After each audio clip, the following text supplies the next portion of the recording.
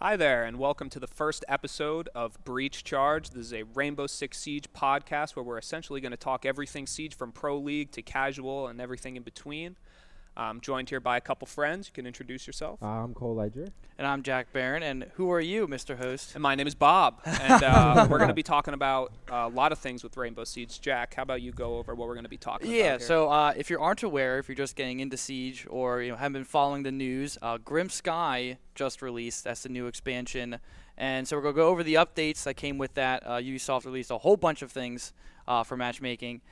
Clash and Maverick are the two new operators, and if you don't know who they are, don't worry, we're going to get into them, break them down, give our thoughts on them, and how they'll impact casual, and then how they'll impact ranked, and even what we've seen so far in the Pro League. And then after that, we're going to go into our tips for ranked, because with every new expansion comes a new season of ranked, and new tips, new ways, and maybe you've been a casual player for now and want to make that next step, and we're here to help you out with that. Yeah, so right here I have pulled up. You could go on if you ever want to see this for yourself as well. It's Ubisoft's website for Rainbow Six Siege. You could come up. They have essentially the entire patch notes listed for the new season of Siege. And we're pretty much going to essentially run through this whole thing. Maybe you don't know what some of this stuff means. Maybe you don't know how impactful some of these changes are going to be. So we're going to kind of talk about all of that and really give you everything about the new season coming out. So with the first thing that we're going to roll into here, and actually first I want to touch on this. This is beautiful. The Rubik's Now, Cube. everybody in chat, I want you, we're going to come to some sort of conclusion here on what this is. I believe that it's a Rubik's Cube. You got all these colors here on each side. They're matched up. It's very intricate, like a Rubik's Cube, the way that the game is played. People are saying that it's a room facing in, it's a room facing out, like the outside corner of a room. And once you see it that way, you can't unsee it. You can't unsee that once you look at it. That's how I interpreted it the first time. I'm like, oh, this is just a room and the walls and stuff like that. The floor's yellow. Yeah, because if it's pointing inwards on this corner, I'm telling you, it's a Rubik's Cube. So we're going to get into this right here. Now, I've been playing a lot of Thatcher to start off. I've actually just recently been getting into Thatcher, one of very underrated operator in my mind, at least in some more casual play. I mean, in casual play, you'll see a lot less utility operators. You're going to see a lot more people going out for kills and things like that. But big change coming to Thatcher right now. His EMP grenades used to destroy all cameras except the Evil Eyes. That used to just disable them. Now, no more cameras destroyed. Everything that is hit by the EMP grenade is going to be just disabled, minus, I would probably say, the traps. So like a Capcan trap or a Legion goo mine or like an Ella Grismont mine or something like that are not going to be affected. Still be affected the same way, still be destroyed. And I think that's important to think about as well, because I know when I play Thatcher, and probably a lot of other people as well, there is that sense of when you throw an EMP grenade, chances are you could hit something. In most of, if not any room you throw it into. And as well, it does kind of turn you off from using an operator like IQ, who, is able to find these cameras. Why do that when Thatcher's grenade can kind of just take care of all of that, if not even more than one with one button push. But as well, I just think it kind of makes him less viable. Not that he wasn't viable before or too overpowered, but it just helps him be kind of less. It gives it that balance. Yeah. In the sense of I feel like cameras are so invaluable that to be able to lose a camera, was such a lucky throw. For someone not even to know where the camera is and just throw it, and to lose that information, it's kind of unfair to people who maybe have learned the location and are able to go find them on their own. Yeah, absolutely. I mean, that's the biggest thing, is this is now making Thatcher just a little more situational than he used to be. And I think that's how he was always supposed to be. What you're throwing into, making sure that you know the layout of a room, whether it's through droning or just through team communication, trying to find out where like an ADS is or something like that, trying to burn or at least destroy that. You could even do stuff like that through a wall. So it's really kind of making him a little bit more, like you said, getting rid of that accidental camera kill or something like that just because it happened. Yeah, and I think that's the goal of any of these updates with a lot of the characters, is kind of just being able to take away this inherent skill in these characters and kind of make them a bit more, give you that reward for learning how to use them. Absolutely. We're going to get into the next character with one of the bigger changes coming to them, more gadget-wise changes, I would say, and that's going to be Twitch. Twitch's drone prior to the Grim Sky release. Actually, I don't even think that this is out yet, the Thatcher and the Twitch change. I'm not entirely sure. Maybe it launched with Grim Sky. I know some stuff is launching post Grim Sky kind of throughout the month. But Twitch's drone, if you've played the game from the start, essentially has no sound. I mean, it about the same as the virtually other made drones. no sound when Yeah. the game started. Now, I would say not definitely as much as the regular drone, because the regular drones are actually really loud. But Yes. with the new Twitch drones, if you're listening for it and it's really quiet, maybe you're holding an angle, it's super quiet, it's one of those really tense moments, now you'll be able to hear that Twitch drone coming in. Really helps out a player like a Mira main or something like that from having to, get the Mira walls completely taken out. And again, I think that's another thing kind of going with Thatcher as well, is that Twitch drone can be such an annoyance that and to be able to not hear it, not only is that Twitch drone gathering information, it's surprising you, it's taking out your cameras, your Miras. It'd just be nice to, now that you can hear it, it will again reward you for listening for something that you should always be listening for, which I think is again what they're always trying to do, is reward players who are taking the time to learn something, to explore the game, and to kind of learn these intricacies, because you are rewarded for learning those things. And I think that's what they're trying to do with these changes. Absolutely, yeah. Now we're going to get into some more interesting stuff. We're going to, at some point, touch on Maverick and Clash. Yeah, we'll save that for after. But we're going to get there in a little bit. So we'll skip this Maverick part. There were some changes made from when Maverick was first released on the test server. Essentially, he was played and, beaten down to the ground because he was so powerful. So they really made some changes to him to kind of knock him down a peg, because he was very, very powerful. So we'll go over those eventually. But first, we're going to talk about Hibana. And when we start talking about Hibana, we're actually going to start with talking about a new mechanic to Grim Sky, and that is the changes being made to a reinforced hatch. Now, if you're not sure the terminology of a reinforced hatch, that's where either on the ground or on the roof you're going to see just that wooden square, and you can reinforce them with one of your two reinforcements that you start the match with. Now, so before, how it used to work is even with one Hibana pellet, you were able to completely open up the whole hatch. It would drop the whole hatch, big square, completely open. Now what they did, because of bringing in Maverick with the partial destructibility, they have, if you hit it with anything less than 4 Hibana charges, so if you hit it with 4x Kairos, it will blow up. Take the whole hatch. If you hit it with 1 or 2 or 3, what it's going to do is open up a little hole, like a pellet size, like the Hibana pellet size hole, like it would in a reinforced wall.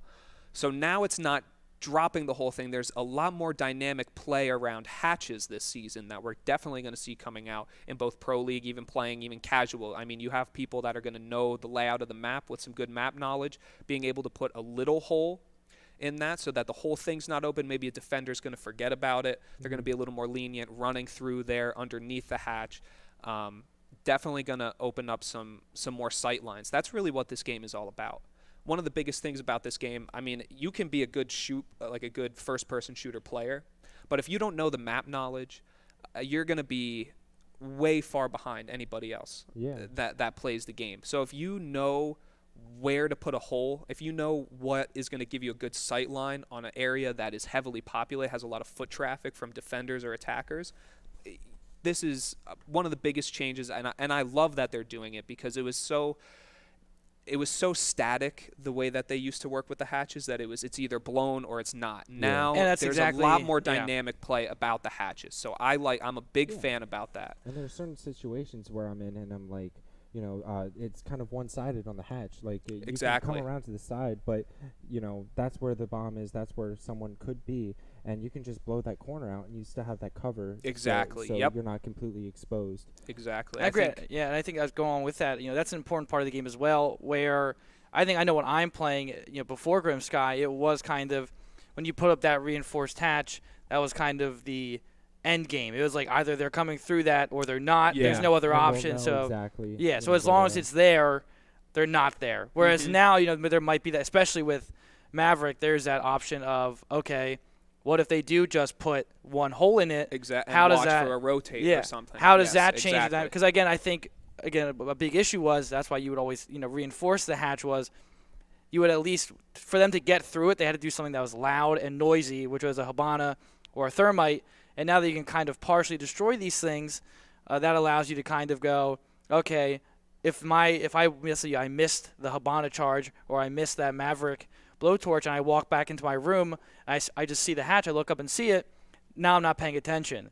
Again, which I think is not what this game wants you to do, and it's always been trying to get to that point, whereas you're always on your toes. And that, which is, I think, one of the best parts about it is you're always on your toes, you're always looking for something, and I think now that you can kind of only blow up a part of a reinforced hatch, it now forces players to look at the wall and go, okay, check all the corners of it. Is there a hole peeking in somewhere? Yeah. And, just adding in that extra layer of, I guess, fear and anxiety. Absolutely. That's a way to describe it. Honestly, that's the biggest thing. And for all you new players out there, this is easily the hardest time to start playing Siege. Yeah. Because when the game first came out, it was a lot of running and gunning, not very much strategy. You had people that was the prime time for Ash rushes. Jaeger and Bandit had their ACOGs. It was like the Wild West of Siege back then. Now there is so much that has been developed over the years that the game has been out. People that start the game for the first time, they spawn into a map, they're not going to know what the hell's going on. If, once shit hits the fan and people are rushing in, stuff's blowing up, you're going to have holes now everywhere. Really, it's going to be so hard to learn this game, especially when, say, 100 operators are in the game. That's what they have us for. They have us to teach them how to do it. Exactly. So really the biggest thing is pay attention. Because if you play the game mindlessly, you're going to have fun, no doubt. It's a fun game going in and shooting. But if you want to take the game a little serious, because, the moment, if you're new, the moment you have a player that has been around for a little bit in one of those games, he's going to go off. No question about it. The map knowledge now with all the changes to hatches, so many different changes into the destructibility, the way that you can open up sight lines, it just makes the game just that much steeper of a learning curve going into it. And I think that's okay, too, because I think there is, I think with some games there is that learning curve, and there is no reward for that learning curve. With some games, not a lot of them, but I think Siege is a good example of a game where you very easily and very quickly see the benefits of your research, of your practice, or just simply understanding what your gadget does, not in the sense of it explodes stuff, but in the sense of, what is it exploding, what is it opening, and how does that change the dynamic of the game, which is, I think, a good example here. We're looking at Zofia, is she's changing her concussion grenades on her lifeline from 4 to 3, and you might look at that and say, okay, 4 to 3, that's one. What's the big deal? Yeah. But again, that changes her utility. That changes the way you go into a room. There are obviously 4 corners in a room. There may be a window or a door. But again, and they look at that from the perspective of she was, the new Ash in a way that she could do so much. She can get up from when she's down, she can pick herself up. She can break open doors. She has concussion grenades. She has a pistol with a red dot sight on it. She has all of these things, and also 2 incredible primary weapons. Oh, absolutely. And so she's almost a must pick. Not a must pick, but in a way if you choose Ash over her, yes, you may have some type of benefit in choosing Ash, but what else are you losing? Exactly. And I think even just taking away 1 concussion grenade, it just makes you be a little bit more conservative, makes you think a little bit harder with her. Because I know I've been Zofia, I'll just launch in all 4 willy-nilly, and I'll just run in there and get 2 kills. But I think with 3, it just adds in just a little bit of layer, just enough to where maybe it's just she's just not as OP. I guess exactly. Well, because now what's going to happen is before what could happen is on the entrance, let's say the first half of the match, you could use 2 of your lifelines. Yeah. And you're fine if you're pushing out a roamer or you're trying to get some, even a shallow roamer out of a angle he's holding to let somebody else come in or to push in. Then you still have the other 2 for that final push to get the bomb planted, or you could use them after the bomb is planted to do some disruption in a room. Now you only have 3. So it's not like using 2 of them, you're only using half. You use 2 of them, you only have 1 left. And you can't really do a whole lot with 1. You shoot 1 in, by the time the animation goes to pull your gun out and move into the room, a potentially good player, depending on how concussed they got from how close they were to the mine, could probably still pick up that kill when you run in if you don't know where they are. If you run in hoping that, oh, they're drunk now and I'm going to be able to like just whip a 180 on them and shoot them because I don't know where they are. Now you have to be a lot more methodical with that, saying, all right, now I know where they are because I only have 3. The utility is limited. I need to make sure that it's going to good use. Again, I think this game is also a game of 1s and 2s, which is, you usually get, 2 frag grenades, and you only get 2. And I've been in games where I've used one on an empty room, and you go, oh, geez, well. Yeah, and you realize that's half of your – and I think unlike most games – frag grenades are a huge resource. Oh, absolutely. They do, because again, you throw it into a room and you think there's a guy in there, and you go, okay, I may not have gotten that kill, but now I can't break a certain wall. I can't, I can't break up a gadget because they can clear out cameras. They destroy evil eyes. Like, what if you get into two evil eyes and you go, okay, well, good thing I wasted that grenade in the past room. So, just having 4 to 3 concussion grenades can be the difference between. Do I shoot all 3 into this room? Do I shoot 1? It just it does not sound like this huge change, but it's just enough to the point where you sit down and you go, I now have to think just a little bit harder about where I'm using my gadget and when. Absolutely, and then we're going to get onto another change, and this change actually started as a bug. This is my favorite one. This is the best one. It's actually really funny, and it's upset. To me, it's tough for Cole because he was a Glaz main. Yes, this is a sad day for you. And but yeah, so what the glitch was if you didn't know this, Glaz was able to shoot through his bullets. Still do. They're going to change that. What I heard was that they want to completely get rid of it, where even no bullets, regardless of the gun you're shooting, can go through a castle barricade. Right now, Glaz's bullets still go through, and it'll leave a little bullet-sized hole that you can peek through and shoot through. But before, and I don't remember how many shots was it. Was a whole 3 clip. Or it was a whole clip? It was a whole clip minus 1. Okay. So it was still a lot of your ammo in the gun. Oh, but it was still, you didn't have to waste a resource. You didn't have to use a frag grenade. You didn't have to use an ash charge. You didn't have to use a Zofia lifeline. So you had a lot of room there with just bringing someone who is as powerful as Glaz and just having his gun be able to take that out in itself was so powerful that people play Glaz like an entry fragger. I mean, he's so incredibly powerful that it was almost too good that his gun had the utility that a grenade did, that a sledgehammer did. Like, no gun should have that at that power, point, we don't need a thermite, So, like, whenever we were playing and we didn't have a thermite, I would just be like, oh, don't worry, guys, I got it. Shoot it 9 or 10 times, and it blows apart. And I would say as well, this, as much as this is a change on Glaz, this is a huge change for Castle, an operator that I'm really fond of. I played him a lot when I first got the game, and I was playing on console, and I switched to PC, and I still kind of used him, but I drifted away because of the Glaz. But also, it just kind of felt like, there were a lot of ways to get through his walls, and they almost felt like more of a hindrance to your own team rather than you, to the opposite team. And I think, and they've mentioned they want to rework him, which I think is good because Castle, it has I think he does have one of the best gadgets. It's unique sure. too in a gadget. I mean, that's like one of the coolest things too. He is such a unique operator, but it's just the amount of strategy that goes into his utility.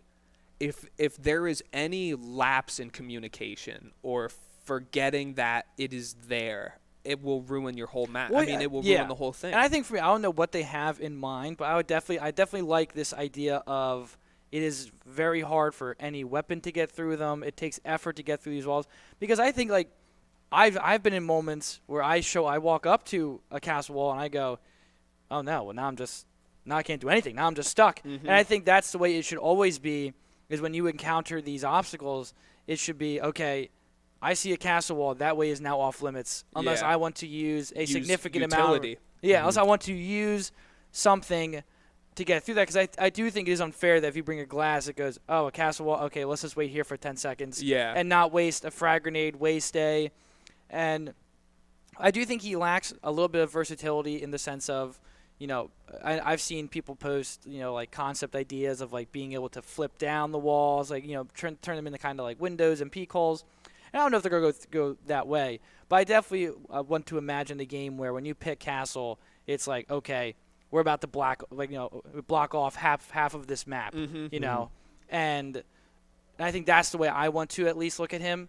And I don't know. I'm excited. I think this is like it was a bug at first, but maybe this is like kind of giving them some ideas of what to do. Yeah, like something to think about when it comes to their rework of Castle. Yes, exactly. So it's a weird bug to have as well. Yeah, it's a weird bug. It's not a bug. It's a feature now. Yeah, it's a feature, not a bug. Yeah, there are quite a few very strange bugs that you could come across. Oh, here we go. Now we're getting to the best one. Yeah, so now we're going to get into some let me see what they actually call it.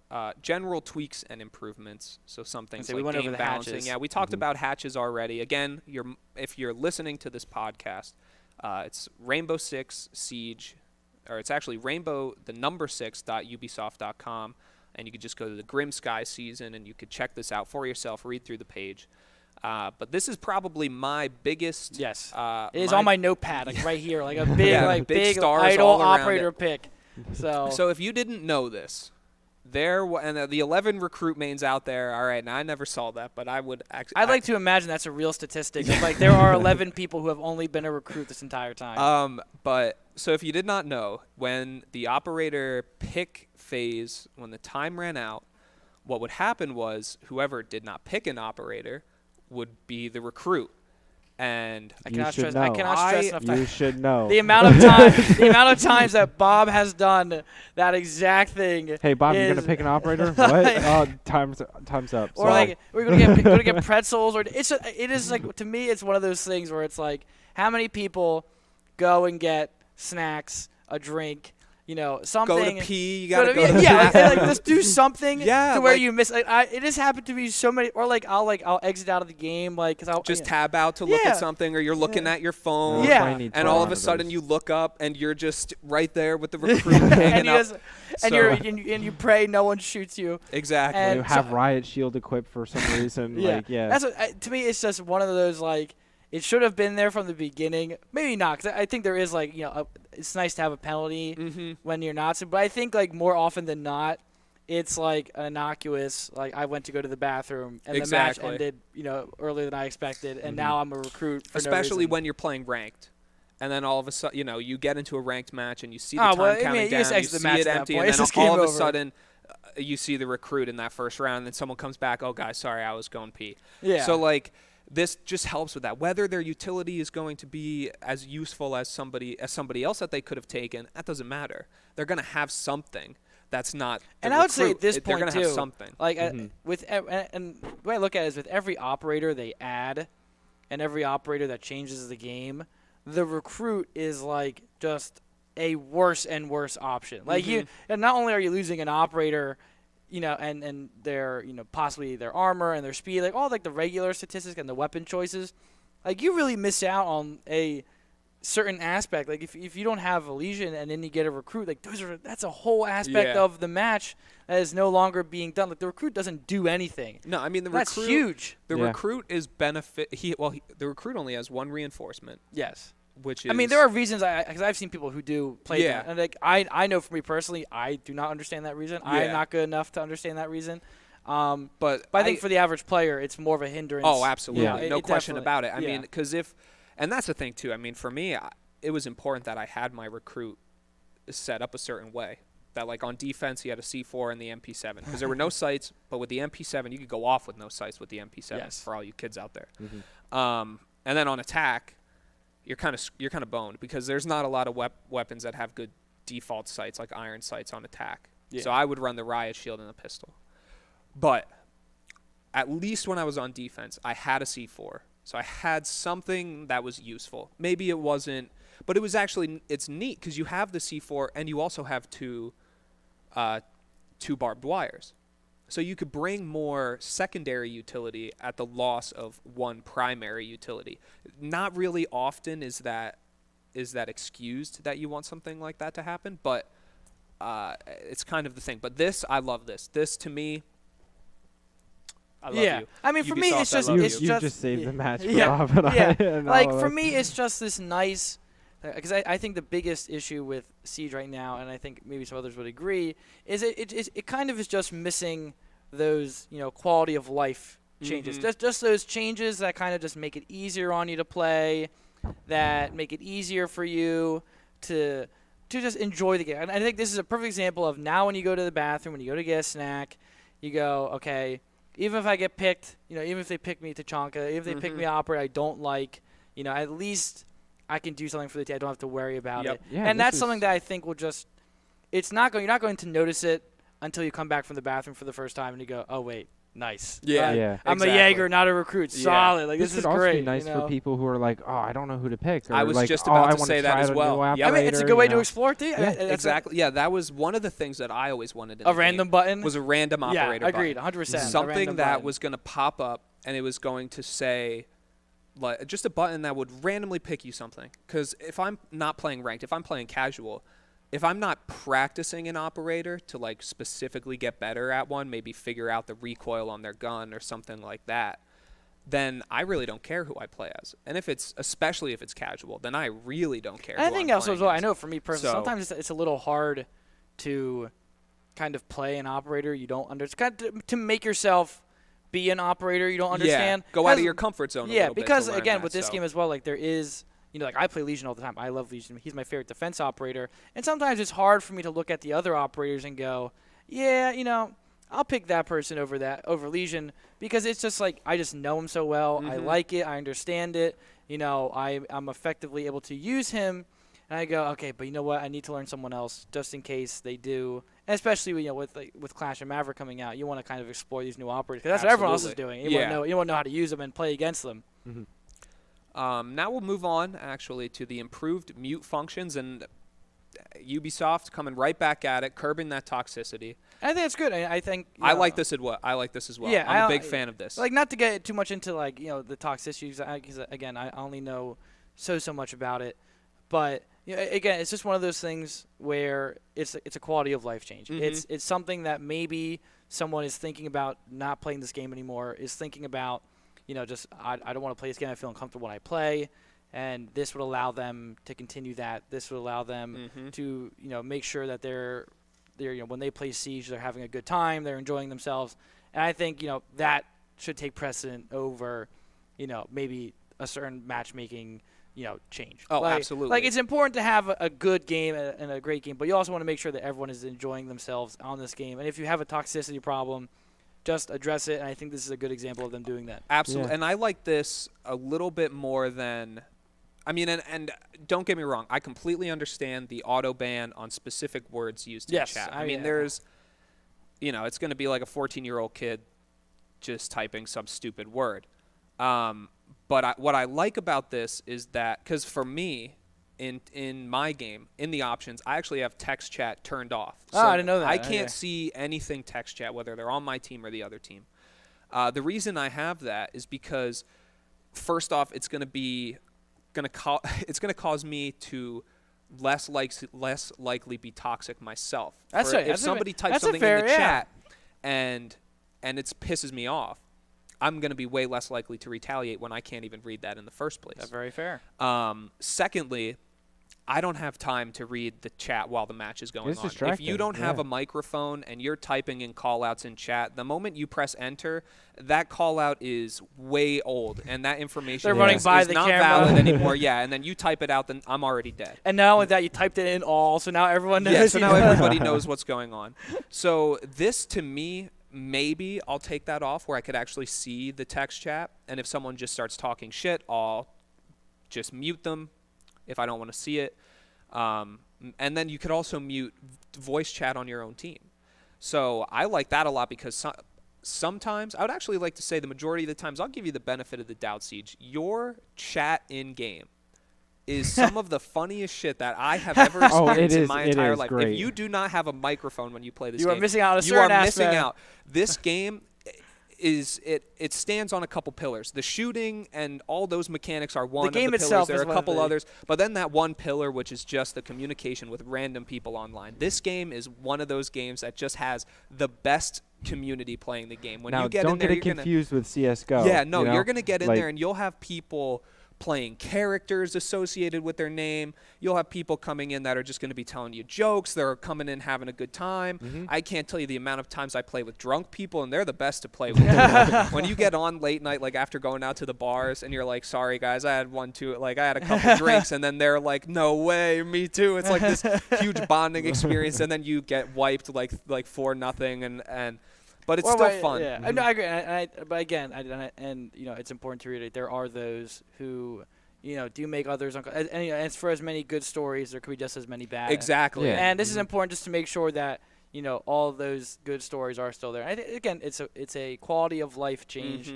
that I think it just helps and is trying to stem a problem before it gets worse. Absolutely, yeah, and that's the biggest thing. We don't have to use the feature, too. Exactly. Like, if you want to always have people on, you could always hear it. But now you have the option. You have someone that joins on your team.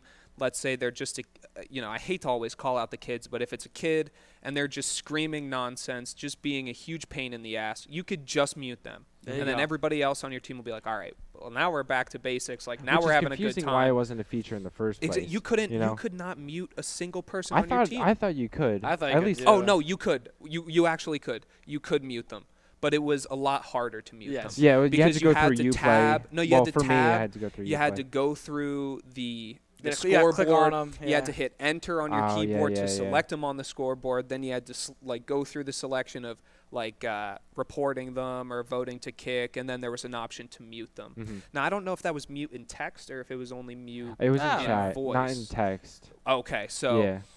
But I don't know. I've never had to mute anybody. Yeah, I mean, really, the biggest thing. Usually we're in Discord, so usually we're all in the Discord anyway. The biggest thing for me though is just I really don't care about the toxicity. If someone's gonna be toxic to me, that's no, I'll just brush it. It's a video game. Yeah. The biggest thing for me is that this just takes away the annoyance. If you're gonna have someone that in the microphone the whole game is just gonna be like blah blah blah blah blah blah blah because they get pissed off about getting killed or something like that.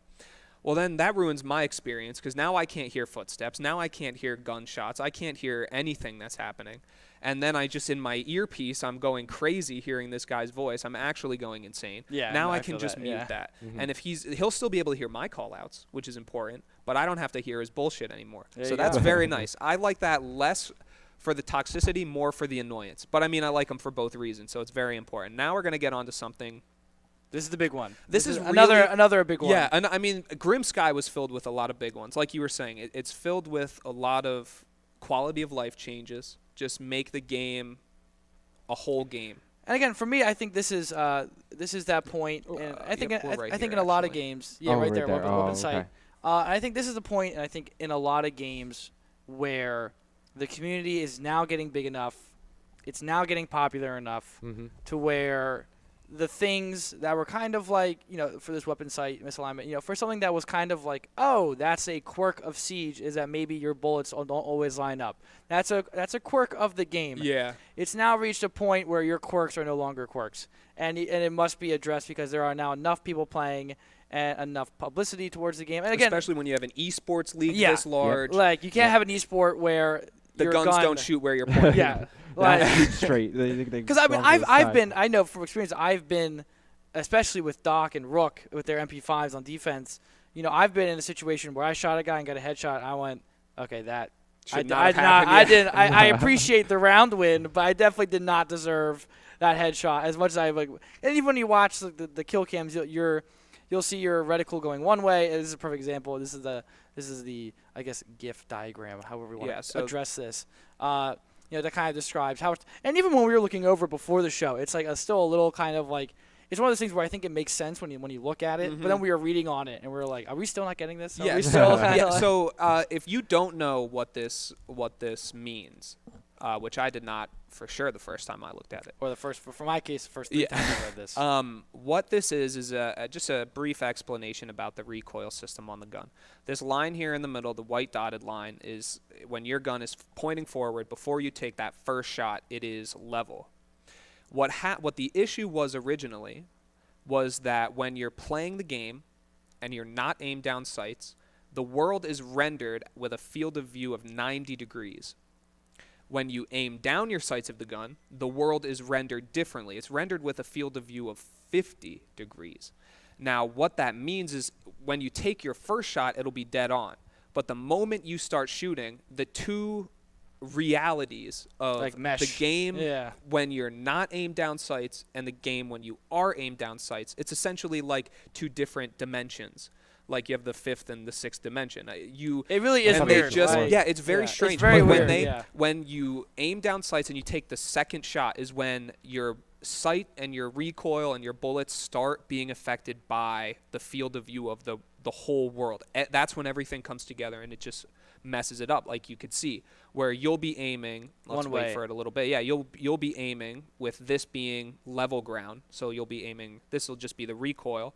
And now through that recoil, the reticle is there. Well, your bullets are flying way up above where your recoil is. So if you're aimed down at the chest, you're going to get a headshot. You're aimed at the head, they're flying way over their head. And again, I think if any player maybe even went through their recent memory of playing and thought about their most recent headshot, I've definitely had some where I've aimed at the chest and not immediately got a headshot, but within those next 3 shots, got the headshot, and I went, that's really weird. Yeah. It kind of makes sense, but I think like it only was something that happened.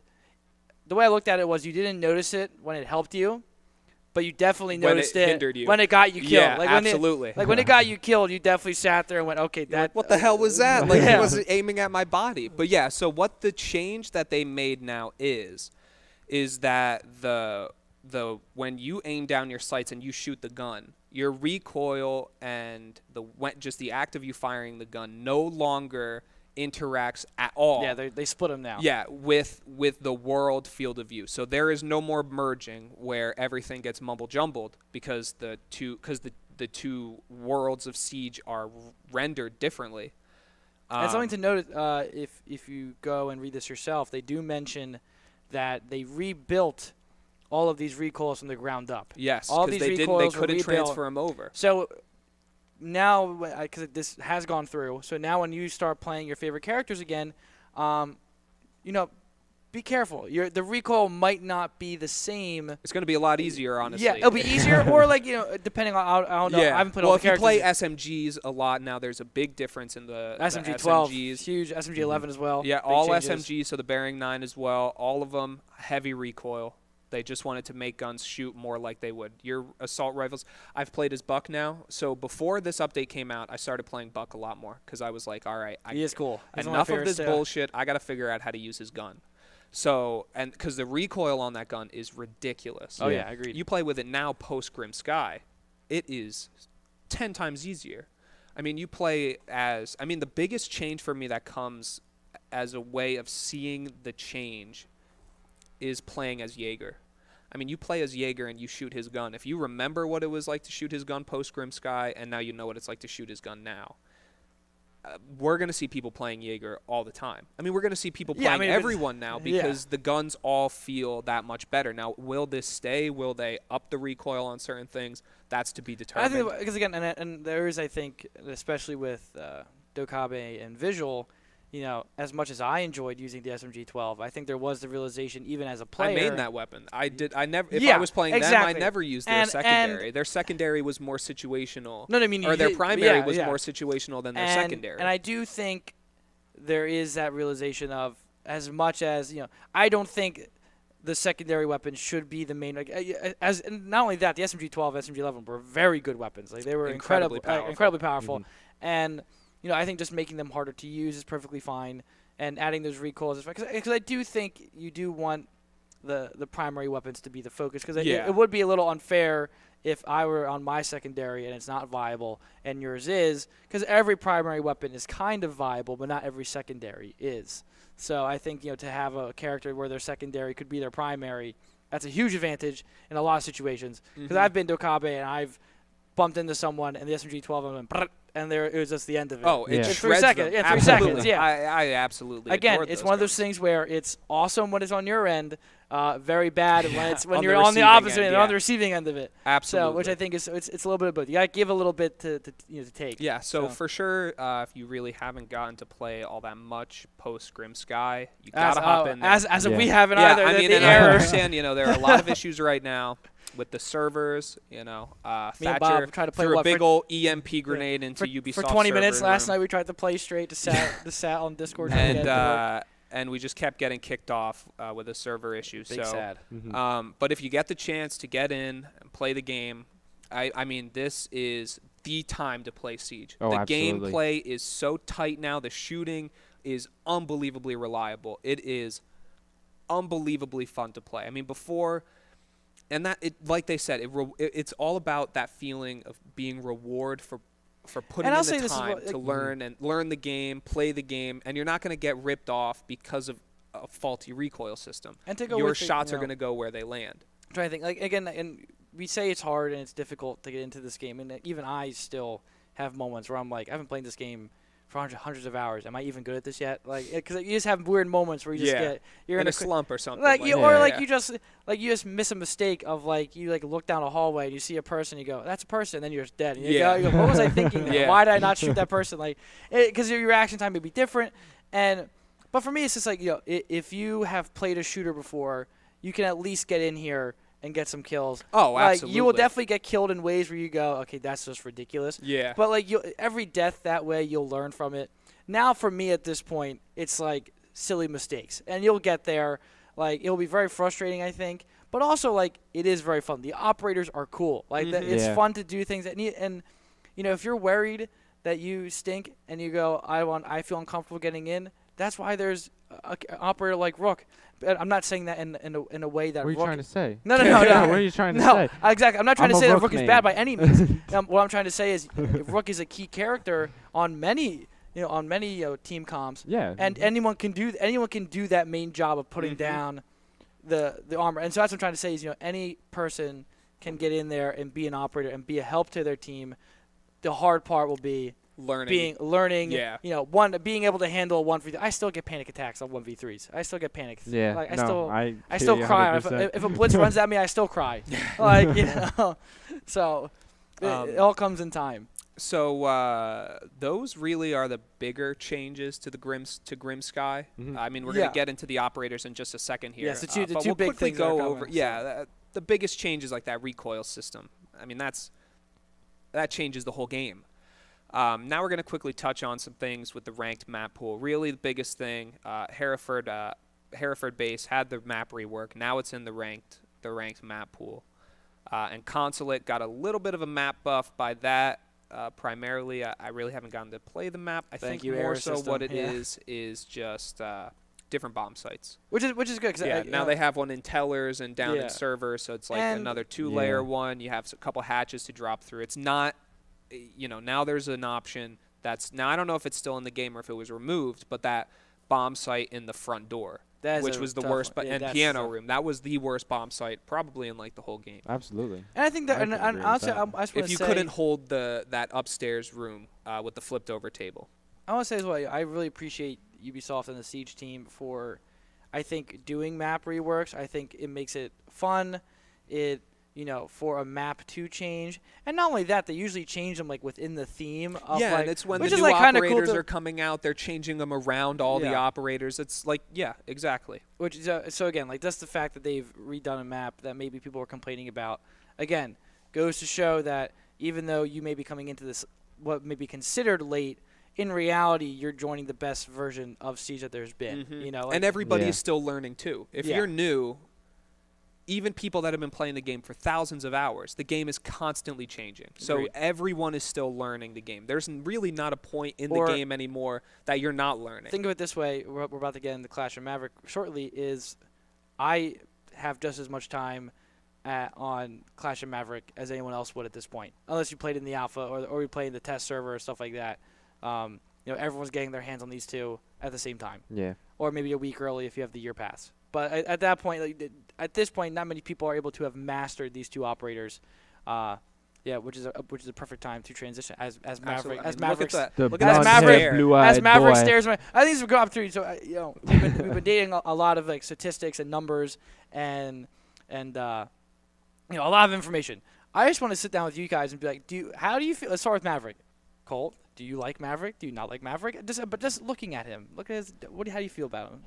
He has a bit of a boyish charm, which I love. Which I think is actually in his bio. I think charming is in his bio. I definitely think it says he's a charming guy.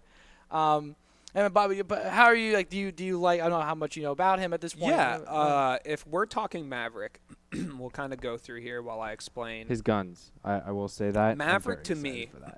Maverick is the new Mira. Plain and simple. You're gonna hear it here, folks.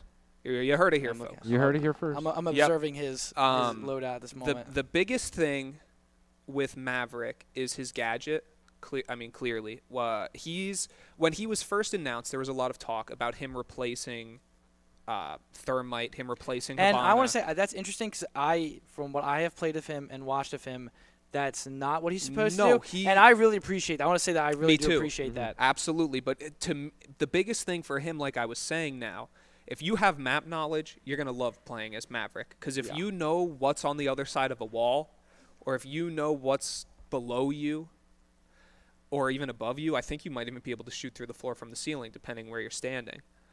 It's going to be unbelievably reliable. Be warned, though, he is paper thin. Yes, he's a thin. three-speed, one armor. He's got a single shot. I think it's the AR-1550. The AR-1550. Yep. That's a 50 caliber. Yep, the 50 caliber single shot has 10-round magazine, I believe. So you got to be very accurate with it. And he's a 3-speed, but that's why I like playing him with the M4. Yeah. Also, not a lot of recoil on the gun. He does not have, because we scrolled by it, but we'll get to it in a second. We'll touch on that. He does not have a smoke grenade. If you're looking at it, wondering he doesn't have a smoke grenade, you are correct. He does not have that. And I think we could have a super long discussion on the viability. If he had the smoke grenade. Yeah, that would be a lot. That would be a lot. And I think even Ubisoft is realizing how powerful smoke grenades are. Yeah. Like because there are many operators who had them and have now lost them because they are just. I've now realized how good they are. If you just throw it into a room, that just changes the entire room. As long as they don't take it away from Glaz, I'm cool with it. I think that's part of it. That's a key part of his character. So now it's flashbangs instead of that smoke grenade. But I think Maverick is a great character to add to this game purely because of what he has. Because if he had come in, and what I think a lot of people were wondering is he going to come in and be a Thermite and a Hibana if they're banned? Because we know the ban and the pick ban is coming into ranked.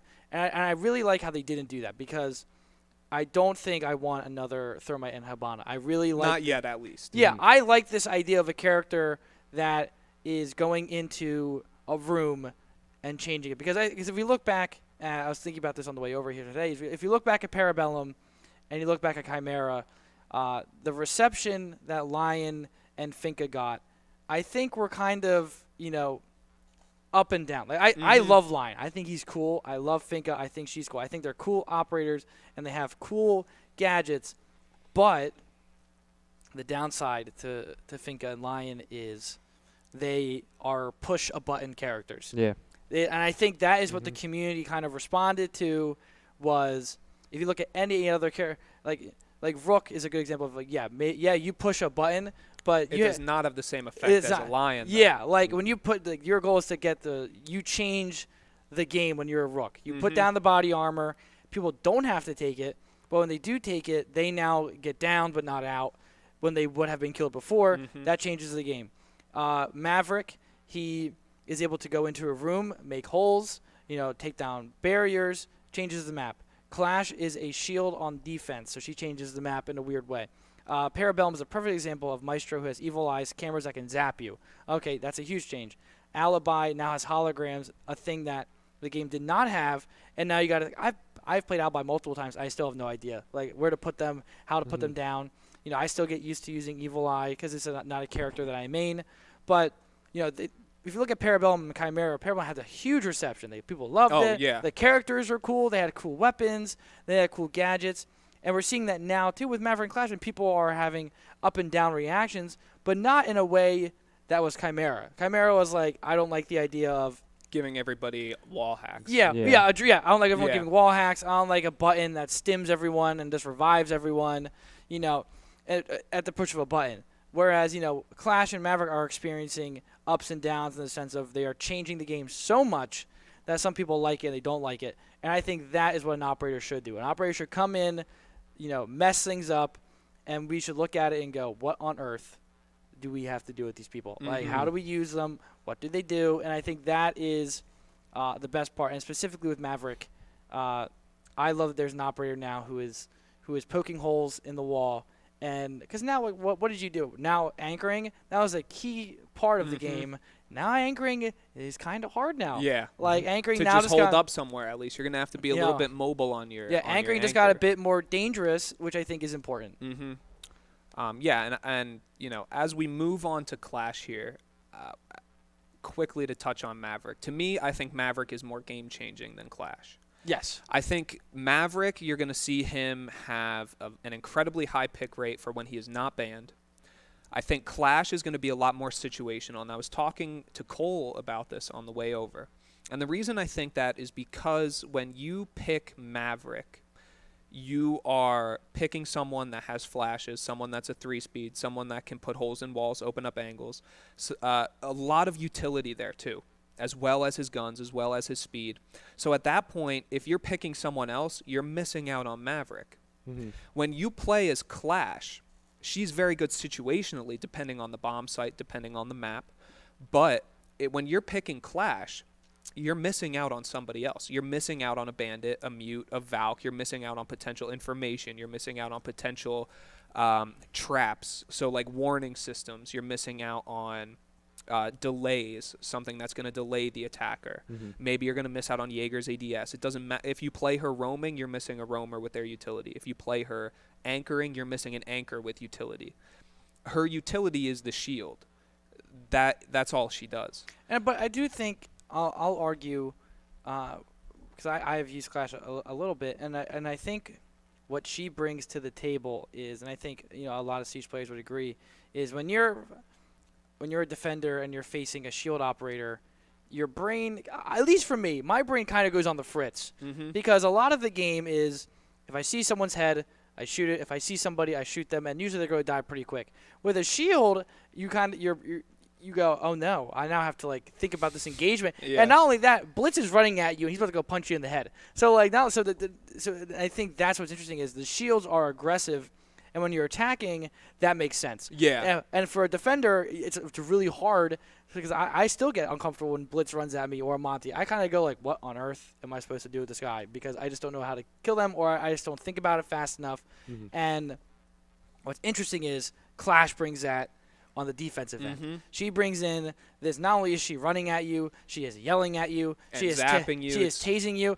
And I just did recently last night when the game was working, I held off I held off at Monty trying to block the bomb by bumping him with my shield. Yeah. Not hitting him, but he was bumping me and I just stayed in front of him. And so now that strategy of using a Monty just got a little bit harder. You know, or how often I think about it this way, whereas the attackers usually had the somewhat of an advantage in the sense of the attackers are always aggressing or usually are choosing where the engagements are occurring. And that's the job of people like Jaeger and Bandit, kind of to engage. Yeah. To stop those engagements from happening on their terms. Clash does that in such a way where not only is she zapping you, she can just run out there and just stand there. When I was using her, I just stood out in the open, and they had to react to me. Yeah. You can put a plan on hold for a minute, a minute and a half, if you're really good. And in ranked, that's half the match. Yeah. Whereas in the casual, you have more time. But in ranked, oh my goodness, Clash could put a plan on its tracks, just to stop it dead, and you have to deal with that problem. And so that's why I think they're both. I think Clash will really come out and make a big difference because a shield on defense, the shield mentality does, it does affect people. It affects me all the time. Oh, absolutely. Blitz and Monty really throw me for a whirl whenever. And now you have that feeling on attack. Yeah. When you see that shield and you're like, all right, now I have to deal with this. Yeah. I know what you mean. It's like hitting a brick wall, essentially. And sometimes when you're on defense, it's like that brick wall's flying at you at 100 miles an hour. Yeah. So, yeah, absolutely. I mean, I think really the biggest thing then for me is that maybe I just haven't seen Clash be used enough to see when she's going to be useful, how she's going to be used, if she's going to take the place of other operators. Maybe you don't need a Valkyrie if you actually have a character being the camera themselves. You have somebody running around outside with the big shield up. No one can hit her. She's giving call-outs, following people as they're going around. And I saw a video where a person was trying to enter in off of the grappling hook into a room, and the feet literally went onto her shield and then kicked off, and they couldn't come in. Oh, really? Yeah. See, that's really cool. That's what I'm saying, I didn't right? know that. Like, so now you have a castle that is zapping, but also is a castle wall doesn't react and doesn't move and doesn't tell people things. Or disrupt, just simply yelling so that you can't hear things, so that in your head's getting a little scrambled, your thoughts maybe won't process that. That's really what she's all about. This game is very much a game of it's about shooting, it's about gadgets, but also like the worst moments of the game are when it gets chaotic. Like once things like get chaotic, that's when it's like, which it frequently does. Yeah. Yes. But usually it'll get chaotic. Like, if you're an attacker and if you can get your attack off correctly, if you can get into a room on your terms, usually it goes pretty well because the defenders really have to scramble. And if a defender starts scrambling, it's game over. But again, Clash can make these attackers scramble, and if the attackers start scrambling, then things just completely fall apart. Like if an attacking team needs to be coordinated to get anything done, and if a Clash can just run out and just disrupt a Thermite, just get in the way of exactly, him, and just harass that, and that's what her entire thing is about: is that disruption, that harassment, wasting time. I agree, 100%. So we're gonna get into her loadout here real quick. So she's got the big shield with the tasers on it. What do they call it? The CCE shield. Now, she's got 2 secondaries. Pistol comes with a red dot on it automatically, so similar to Ella and Zofia. And then the SMG-9. I like the SMG-9. It's weird. It's a 2-round burst. I thought it was broken for a while. I was definitely not understanding it. Yeah, it's a 2-round burst. Pretty powerful, actually. I prefer the SMG-9 over the P10C, but really the biggest thing about her is the speed at which she changes from the shield to the weapon. It's very fast. If you have someone turn their back on Clash for a second, they're dead. Swap out. You got to always make sure you're paying attention to that Clash, even if they're harassing you. She only does 3 damage per second. So honestly, if you can keep calm and collected, because most times if a Clash is going to push you, you better believe there's someone that's coming behind him. That's going to peek the corner. That's going to peek out from behind the shield. So you gotta, if she comes at you, you keep her in the corner of your eye and you watch for that other person. If there's nobody else there, well, then you melee her, get her shield out of the way, and try and kill her. But you never want to turn your back to that, because the moment you turn your back, it's like the drop of a dime at which she switches. I'll say the funniest thing about Clash that I've experienced, and this is like a totally personal one, so maybe not everyone is experiencing this, is when I play Clash, I forget that I'm a defender. Like, because you start with the shield in your hand, and I'll just stand there, and I'm like, I feel like I'm supposed to be doing something, because it is weird, because the shield is like, I think my brain correlates that with being on attack. Yeah, or like you kind of sit there and you don't have your gadget, and especially when you start with the shield in your hand, you go, what's my gadget again? And like, oh, I have it. It's my hand. Like, my gadget is the shield. And so I definitely had a few matches where I would look down. I still had 2 reinforcers left. I'm like, wait, what did I forget to do? Or like the barbed wire. So like it is very funny to start as her, and then you realize that you realize your gadget isn't useful until people actually show up. Yeah. So for the first like minute where you're kind of chilling out and like getting ready, you're just like flipping back and forth. Or like I tried to figure out how to use the taser. I thought you turned it on and you started shooting people with it.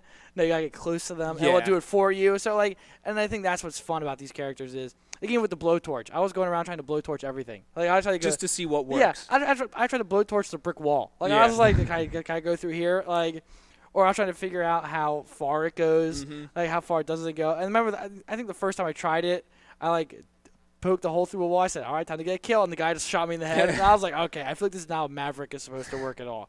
So there is like a learning curve to these characters, and which is fun. I think that's why people like them, and that's why they liked Maestro and Alibi, was you had to figure out how to use them. You had to figure out how they worked. It wasn't simply, okay, we're about to breach a room, click, and now you get to see everyone's going to kill them. Yeah. So, and I think that is what Ubisoft is realizing as well, is, especially with these 4 operators, is, people want something that is not only, takes skill to use, but, has this flexibility. Like, Finka and Lion are very much one and done. Like, there's never, like, I've used Finka just, like, I've squeezed my luck. I've used the nanobots, like, on a whim, because it doesn't really mean anything to me. Like, it's just something that I click, gives me a boost, and, things happen. Same with Lion. I just click it and things happen. But With a lot of other operators, there is, you're thinking about using it, you're thinking about where to put them, and so I do think that's like a nice change, is this emphasis on characters that take time to learn. And if again, like, we might look at Clash and go, she's not going to change anything. We might look at Maverick in a month, maybe no one picks Maverick. Who knows? Like, and that's kind of. But I mean, I remember looking at Lion and go, okay, like, he's broken. Like, everyone's going to use him every map because he's just that broken. And the same with Finka too. So but I think with these characters, there is an opportunity to see what they do. There's a chance maybe they do stink and no one wants to use them. So who knows? Absolutely. So real quick, we'll just touch on her gadgets. She's got barbed wire, impact grenades. Besides that, that is your Grim Sky. That is your Clash and Maverick. And now what we're going to talk about, just to kind of tie this whole show, bring it to a close, we're going to talk about some tips for rank. Because with the new season, like you said, comes new strategies, comes new tips. And I think maybe we can go around a little, because not to make sure maybe we'll start with you, Bob, and then you work our way down. Absolutely, I'll give a couple tips then. Yeah. So what I would say, couple tips for ranked. One, this is basic. This is not Grim Sky. This is not Clash Maverick. Use your drones, people. You got 2 of them. Save the first one. You could always pick it up so that you have 2 that you could throw out. Drones are so important. 2, bring a microphone. Buy yourself a microphone. Go out to Staples. Get yourself a $5 microphone. You can get one for $1 on Amazon. On Amazon. There you go. Anything is better than nothing, because this is a game about information as well as it's a game about shooting and skill.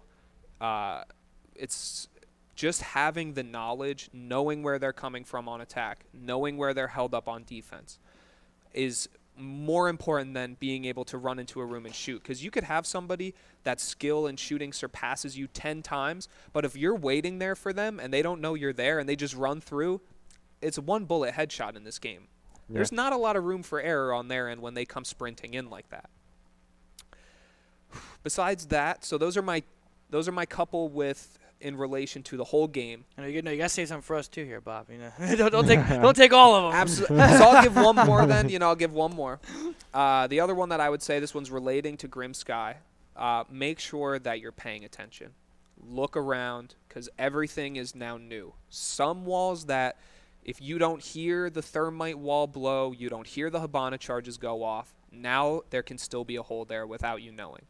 You got to pay attention to everything. One of the hardest things in this game, I mean, if you miss checking an angle, if you miss something with your drone, if you miss a call out, that will lead to the round being lost. You have to communicate. You have to know the knowledge. You have to have the information. So, Cole, after you. I mean, now. All right. Some stuff I struggled with, definitely 100%, was I didn't use my gadgets. I'm just like, I got my gun. That's it. So I just run and gun. And then by the end of the match, I'll have my 2 grenades. And, maybe I didn't put my armor down on Rook. Always use your gadgets. Absolutely. Even if it's like down to the last second and you're like, well, shit, I have 2 grenades.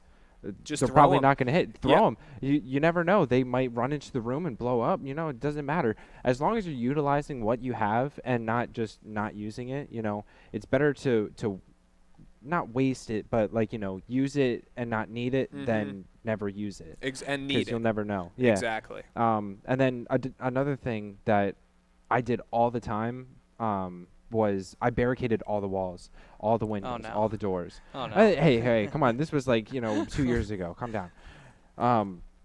But, sometimes you want an open room. Sometimes you want to connect the rooms. You always want to connect the bomb sites. That's something I didn't know. Absolutely. I'm like, oh, you know what? They only have one way in, because I'm thinking through the door, and then they'll blow out a wall or something like that. And I'm like, well, shit, now I'm a sitting duck. Yep. So it's definitely, you want a lot of vantage points. Sometimes it's, I see people rip off the windows. That way they can see when someone's coming up to peek. Catch them by surprise instead of them catching you by surprise, because you are the defender, in this situation. So this is a thinking man's game. Absolutely. Yeah. And Jack is one of the greatest thinkers of our kind. Jack. For sure. I think thinking is actually a good way, because I was thinking about this as well. Is when with ranked as well. I definitely was a lower rank than I wanted to be at the end of Parabellum, and I did realize, a good way I want to word it is play ranked with care. Play ranked, play ranked specifically. If your goal is to get as high a rank as possible, there is value in just going in there solo queuing and just going at it until you can get it done. But I think there is an issue with that mentality of solo queuing does leave you open to random chance. It does leave you open to, to getting with players who aren't good. Not even there's nothing wrong with bad players, but players who maybe are trolling, who are smurfing, or even a player not on your skill level. Yes. Yeah. So what I would recommend to players is if you're going to play ranked, and you go do it solo queue, be communicative, and don't be afraid to team up. That's what I think I will have a bad ranked match, and if you have a bad ranked match, but there are 2 of you or 3 of you who were really communicating and really trying, and the other 2 were trolling and just not getting the job done, you still have 3 people on a team who are striving to do better, who are communicating, and if you get into a game where there are 2 people who are doing that, where there are 2 people who are trying to communicate, now you have a team. Yep. Now you have 5, and so I would just recommend play ranked with care. If you're going to solo queue, communicate, try and get people to match up with you. Try and find those people who are trying to get better, who are trying to improve. Because I think solo queuing is just as important as playing with your friends because you learn to communicate. And I would say go into this game with a team mentality. I think you'll meet a lot of people who play Siege on their own, who play it in a way that I want to get kills. If I'm not at the top of the leaderboard, yada yada. If you play ranked and you win, everyone's getting 5,000 XP. Everyone's getting 4,000 XP.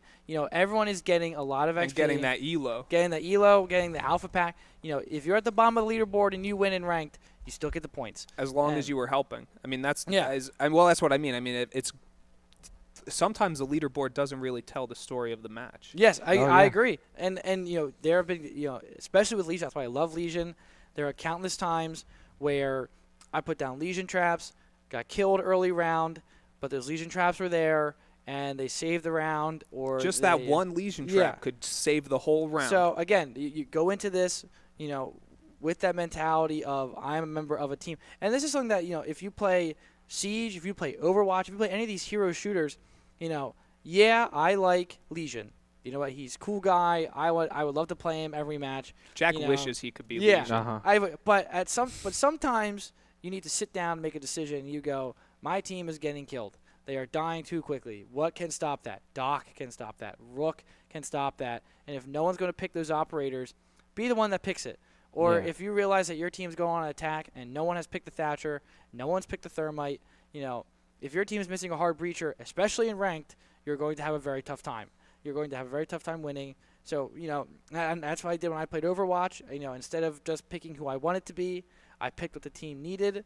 And, my rank went higher just because I was playing correctly. So if you go into a match and you go, oh, man, I really want to be Fuse, or I really want to be, Thatcher, and, and maybe your team, a good example would be like, Rook. If you don't want to be him, you don't like playing him, take that sacrifice and just be him, because maybe that'll save 3 of your teammates, you can revive them, and you win a match. So and how are you not going to like my boy Rook? Yeah, well, I'm saying some people like him. I don't know. I know what you mean. I know what you mean. The point is, don't just pick your favorite person and, be open to all these operators. They all have something special about them. They're all something fun to be about them. And if you can play all of them decently, or if you can at least understand what their role is on a team, you will do much better than simply picking, an Ashe, picking a Jaeger, and say, okay, I'm just going to carry the team on this one, because the other team is most likely more well equipped to deal with a Jaeger than it is well equipped to deal with another team. Most people aren't prepared to deal with a coordinated team. I know I've gone into ranked and I've played coordinated people, and it goes very, very poorly for me. So if you can be that coordinated team, you will get much higher than simply trying to, Rambo your way through this game. Yeah, that's another thing. I mean, kills don't mean shit. Yeah. I mean, like, I don't care if you, well, it doesn't matter if you have, 2 aces. Like, if you're not doing anything but getting kills, like, you're not doing call outs. And you're I not would say on helping out defense, user gadgets. on defense, your goal is not to win. Your goal is to not lose. I mean, that's a perfect way to look at it. Time, It's a game of resources. It's a game of time. When you're time will be your best resource on defense. When you're defending, if that bomb's not planted, they cannot win, unless they kill all of you. So if one of you is alive and the bomb's not planted, I can't tell you how can many still times. win. It's like, 1-on-1 or like 1-on-2, defenders, he just has to stay alive. The bomb is on the other side of the map. There's no way they're going to get it. Yeah. He's like, oh, I can get these 2 extra kills real fast, and he'll run out and get shot, and then you lose the Or round, think about attacking. When you're attacking, I think, and I do it too, when you're playing attack, the game mode is bomb. Your goal, the goal of the game mode is to defuse the bomb. Yes, your goal is also to eliminate the opposition, but again, like what we were saying about defending is if you can plant the bomb, now your goal is to not lose. You take away that benefit that the defenders had, which was their goal was to not lose. Now you've switched the tables, and your goal is to not lose, and you've taken away their time that was resources. You've taken away so many of the things that helped them. So also, think about it that way, much like any other first-person shooter that has an objective, play the objective. Say, okay, if we can't beat them, shooting-wise and FPS skills-wise, let's plant the bomb and stop them from defusing it, and we can still get that win. So, I've been in games where the whole team dies, and the bomb, there wasn't enough time to defuse it. So, realizing that there are ways for you to win besides killing someone else. And let's not forget there is hostage mode, guys. Okay, no, we don't play that. Yeah, we're not playing hostage mode. I think there is. I like hostage. I like it, but I whenever personally try not I to play play hostage, I always play Fuse. Okay, you are the worst. No, absolutely, 100%. Always Fuse. Yes, there you go. That's your second note. No one expects it. Yes. No one expects it. Someone just turned off the podcast right now. They just went, okay, got it. We didn't need them anyways. Got it. Perfect. Get out of here. They turned it off. No, they turned it off and said, oh, Fuse. That's what I needed to hear. Yeah. Fuse is one of the best operators. I don't care what you say. Oh, I agree. I think he's great. Oh, no, he is fantastic. So, but if I'm being realistic, maybe you shouldn't use it on hostage, but I do. Look, I think this is, this is a new season. You now have Breach Charge to watch every week. So you have, you got a lot of info coming at you, folks. Absolutely. Coming in red hot. So like this could be the season where you sit down and you go, I'm going to establish these best practices. I am going to, because look, it's a game like any other game. Like if you don't know, you have to learn the basics of a game. You got to practice. You have to do the things that work. I say every game, make one call out until you're doing it every game. If you didn't make a call out during a game, then you did something wrong. You should, if you are dead, do not go on Reddit and do not start eating Doritos. Okay? If you are dead, you are now on the camera duty. You are now doing something. Yeah, so, absolutely. Dead. I have it write it down. Dead does not mean dead. Right here. Exactly. Dead does not mean as long dead. as the cameras are still there, you're still right. useful. Alrighty, folks. So yes, that will be it for us then for the first episode of Breach Charge. We want to thank you. We talked about the Grim Sky update. Became a little Australian there for a second. I'll bite. The update, Maverick and Clash, some tips for ranked. We want to really thank Nerd Street Gaming for having us out. Nerd Street Gamers for having us out here, hosting our podcast for us, letting us come out and talk about Siege for you all. If you did miss this and you're just tuning in now and you're like, oh man, I want to see the fantastic pilot episode for Breach Charge, or you want to watch it again, go to YouTube, Nerd Street Gamers. We'll be there. We'll be there. We'll also have you could also check out Double Tap, fantastic, Darf Talks, fantastic, and many more. There's a lot of content there. Go watch it. Watch this again. Watch 10 more times. See how many times Bob has an Australian accent. We got one It'll on be the at tally least board. And we have a Facebook page. You can find us at Breach Charge NSG. The Twitter is Breach Charge NSG. Facebook. Hey, even send us an email, breachchargeNSG@gmail.com. Because this is just, this is the first episode. We have a lot of plans. And we want feedback. Like we want fan engagement. We're willing to talk with anyone. Who wants to let out their voice. Who wants to be heard. Like, hey, you guys could have done this. Cool. You could have done and this, for the people at home as well, Bob, where can they find you on Twitter? Yeah, so you can find me on Twitter at Ted_bear_man. That is also my personal YouTube channel. Cole, where can I stalk you on Twitter? Oh, you can stalk me on Twitter at Cole Ledger. No, just at Cole Ledger. Same with my Instagram. If you like pretty photos, I do a lot of pretty photos on there. Not to brag, but I'm a little bit of a photographer buff. If you want to see me goof around, go to Typical Films TV on YouTube. There you go. And you Yeah. can find me at The Red Baron. That's the red as one word with an underscore for Baron. I also do YouTube with a great friend of mine named Mike. We're at Your Entertainment Network. How good of a friend is Mike? Mike is a great friend. He Is is he a a great friend? And I just noticed that, your Twitter handle there. At The Red Baron. It's very clever, I know, right? That's good. Like the Yeah. like the pizza. Yeah. Like no. the pizza brand? Oh, Ali Berkey. If you're What? listening to this, it's just Red Baron Pizza. All right, The but Runo. other than that, guys, I think This is us signing off. we'll see you guys next week. Thanks for tuning in.